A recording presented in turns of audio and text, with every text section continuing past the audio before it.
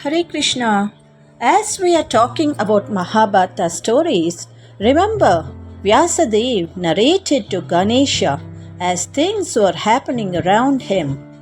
Lord Ganesha writes the same.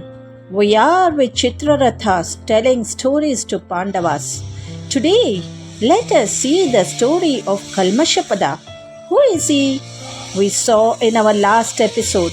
Sage Vasishta's son was Shakti, died through a demon. That demon was King Kalmashapada. Sage Vishwamitra turned him as demon by feeding on human flesh. To continue with the story of Kalmashapada, he had many names as Saudasa, Mitrasaha, Amitrasaha. He was from Ikshvaku dynasty, that is, Solar dynasty. Kalmashapada father was Sudasa. His wife was Madhyanti. Child was Asmaka, acknowledged son by Vasishta. Many texts shows that he would die if he had intercourse with his wife. So he obtained his son from Vasishta. Uttarakanda of Ramayana and Shiva Purana narrates about Vasishta's curse. Once Kalmashapada arranges for Ashwamedha Yagna with Vasishta. Vasishta accepts. Actually, this was vengeful Rakshasa in sage form. He informs the king secretly to eat meat. So, Kalmashapada with his queen went to offer meat. Vasishta got angry and cursed him to be a demon and roam around in the forest for 12 years. The pious king is outraged by the unjust curse and quarreled with sage. So Vasishta accepted to reduce the curse for 12 years. So the king takes water and casts a curse on Vasishta, but his queen dissuades him. As that curse-ridden water falls on the ground, it would destroy the crop. If he throws it in the air, it would spoil the rains. Throwing in any direction would harm any living beings.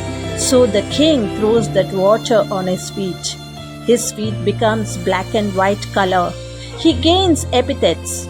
So he is called as Kalmashapada or Kalmasangri. Literally, the meaning is fired feet. Now, Kalmashapada develops hatred for Vasishta and his sons.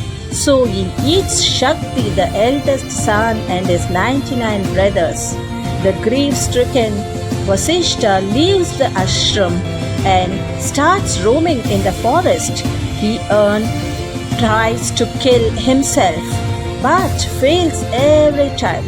Linga Purana and Kanchi Puranam blame Vishwamitra for provoking Kalmashapada. Also, Brihad Devata scripture mentions multiple Saudasas, that is, son of Kalmashapada, slay the 100 sons of Vasishta. At Janaka's court he happened to enter, and through sage Gautama, Kalmashapada attains divine knowledge and was directed to Shiva temple of Gokarna to relieve his sins, that is, Brahmahatya dosha, killing the Brahmins. He was liberated at Gokarna. Now as Guru Dakshina, Gautama's wife Ahalya suggests to bring the divine earrings of Madhyanti. So Kalmashapada promises to return after fulfilling obligation. This is the time King Pandu dies by having sex with his wife. So convinces Kunti for Niyoga child. To enjoy understanding these stories, please subscribe and watch it. They tell the moral for our day-to-day life. Now the story, Kalmashapada, and the moral here is don't talk when you are in anger. Thank you.